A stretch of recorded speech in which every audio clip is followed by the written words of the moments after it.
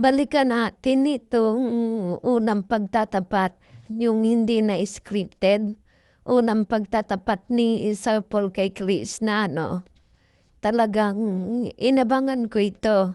At nung nagtatapat si Sir Paul, talagang parang hirap na hirap yung kalooban niya kasi sinabi nga niya na kung hindi nga pagtatapat, masasaktan siya kasi parang sasabog na yung nararamdaman niya.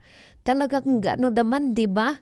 Gano'n pag yung kinikimkim mo yung yung pag-ibig mo or basta may kinikimkim ka sa dibdib na hindi mo maisambulat, na hindi mo masabi-sabi, mahihirap. Kaya nararamdaman ko, at siguro nararamdaman nyo rin, na-experience nyo rin yung katulad ng naramdaman ni Sir Paul. Mahirap talaga yun. Pero yung ano na yun, yung oras na yun parang hindi pa rin makapaniwala si Krishna, no? Talagang maintindihan naman natin, syempre, nabigla siya.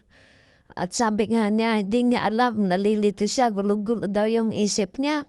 Walang pumapasok sa utak niya. Kasi nga, nabigla siya. Nagulat siya sa pinagtapat ni Sir Paul na alam naman niya na talagang scripted lang nung una. At sabi nga niya, bakit na may camera? Or i-off na daw, patayin na yung camera. Marami siya halatang halata mo kay Chris na naguguluhan siya. Parang pinaprak lang siya, yun ang kanyang isip.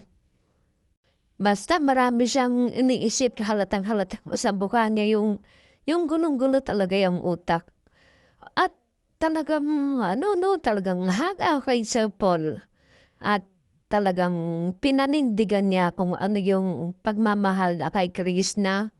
At hanggang ngayon makikita naman natin ang kanyang pag-ibig na nag-uumapaw sa kanyang baby loves. Talagang nakaka-inlove, nakakakilig para sa isang babae na ganun kang i-treat ng lalaki na parang prinsesa. Nakakatuwa lang talaga. Tuwang-tuwa ako sa takbo ng relasyon nila ngayon. Grabe, nakaka-inspire na nagsimula lang ito sa pagtulong, nagsimula lang ito sa pagtuklas niya. Nakita niya nakaupo ang isang babae na nag-uuling na parang lalaki. Nakaka-inspire na nakakatuwa, nakakakilig, nakakaiyak. Lahat na nararamdaman. Nararamdaman mo sa story ang ito, sa real life story nito nitong dalawa na to, ni Pugong Biyahero at ni Krishna, Peking Koreana. Talagang kinikilig ako, grabe.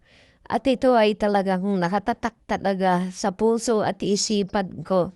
Itong istorya ng dalawang ito na hanggang ngayon ay talagang inaabangan ko.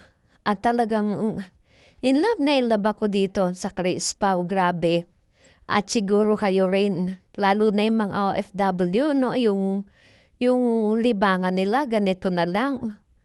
Dito, nawawala yung stress nila, lungkot nila. Ganon din kaming mga medyo may edad na. Ganon. Parang libangan na lahat. Pakiramdam namin na in love din kami kahit na tandoys na. Di ba ganon? Basta, nakakatuwa talaga yung story nila dalawa. Tuwan-tuwa ako. At dun sa vlog ni Chris na dun sa last vlog niya, yun tungkol sa family niya. Grabe lalo kong humanga sa batang nito. Grabe ang pagmamahal niya sa magulang niya. Grabe talaga. Naiiyak ako na natutuwa na nakikita ko na may anak pa na ganon. At si Krishna, grabe, grabe ka bata ka. Madami kang pinapaha na pinaiiyak. Basta, nakakatuwa. At deserve mo talaga na mahalin ng isang Sir Paul. At deserve din Sir Paul na mahalin mo siya ng tunay and return kasi binibigay naman talaga sa iyo yung the best. Talagang ang treat sa iyo ay para kang prinsesa. At nagpapasalamat tayo kay Sir Paul, dahil natagpuan niya ang isang Krishna na talagang inaladayan niya, ginaguide niya, at talagang hindi niya pababayanan. Yun ang nakikita natin sa kanya. Hanggang dulo to, walang iwanan talaga.